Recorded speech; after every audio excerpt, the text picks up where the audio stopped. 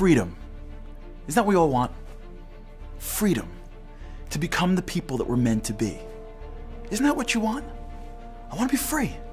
I want to be out of my environment. I want to get rid of my past. I want to stop thinking about the way it was a year ago or 20 years ago. I want to be free. I want to be free from the job that's not giving me a chance. I want to be free from the relationships that are hurting me. I want to be free from my temptations. I want to be free from my insecurities. Every time I walk into a room, my mind is constraining me. I'm a slave to society. I'm a slave to my image. I'm a slave to what you think of me. I'm a slave to everything they've always said. I want to just be free. Do you ever want to be free? To change the world, to be the best you can be, to be the best spouse, child, parent, Jew, human. Did you ever feel like you want freedom? How do we become free? So I want to tell you a story. It's an old story, but it has new meaning every single year. It's the story of a small nation of slaves in the greatest superpower of all time, Egypt. And this nation was enslaved for so many years, and one day a mysterious man from the desert named Moses showed up carrying a message from the creator of humanity. One word: freedom. And 10 plagues later, he stood at the banks of Egypt and turned around to a nation and said, "Follow me to the promised land. Follow me to purpose and meaning. Follow me to freedom." How many people followed him? 100% of the people? No. Half the people? No. A quarter of the people? What he had was a small percentage, 20% left. 20% of the people followed Moses out. 20% of the people took the message of freedom. How? Because what is freedom? You see, we mistake freedom. We think that freedom is a right.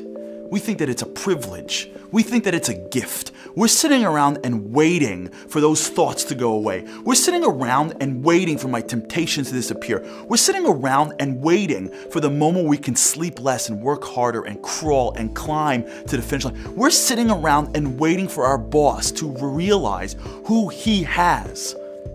We're waiting for our kids and our spouses and the community to realize the things that we're waiting for and to give it to us freedom the way we see it. Is when the world gives us what we believe is ours. It's a gift. It's coming to me. No, that's not freedom. Because freedom isn't a right. It's a responsibility. It's not a privilege.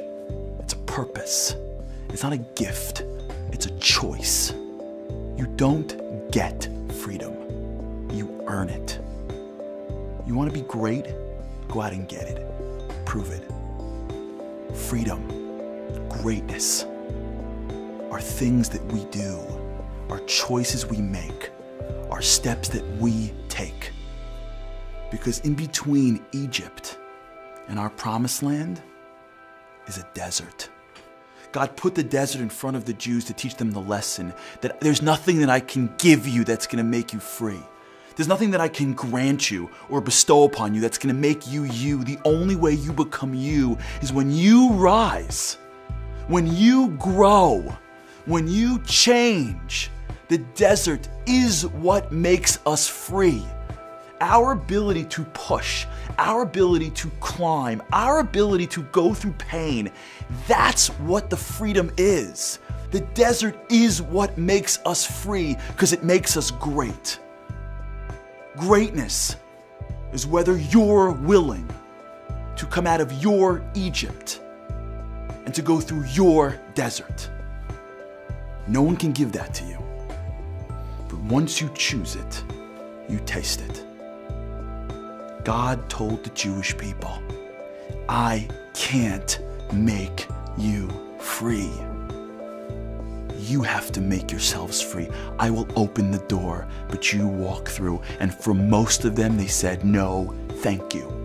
Too hard. And for most of us, it's been the same answer 2,000 years later. Passover is where God gives us the clue for how to be free. Freedom is your choice. Freedom is your responsibility, no one else. Choose it.